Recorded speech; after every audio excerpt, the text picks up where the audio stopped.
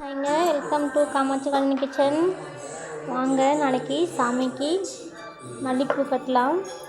எப்படி கட்டணும்னு பார்த்துக்கோங்க. இப்படி வச்சு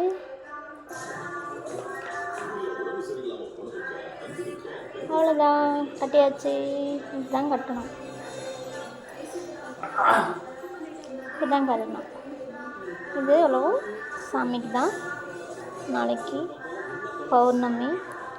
பௌர்ணமிக்காக அப்பன் முருகனுக்கு அலங்கரிக்க வாசனையான குண்டு குண்டு மல்லிப்பூ ரெடி.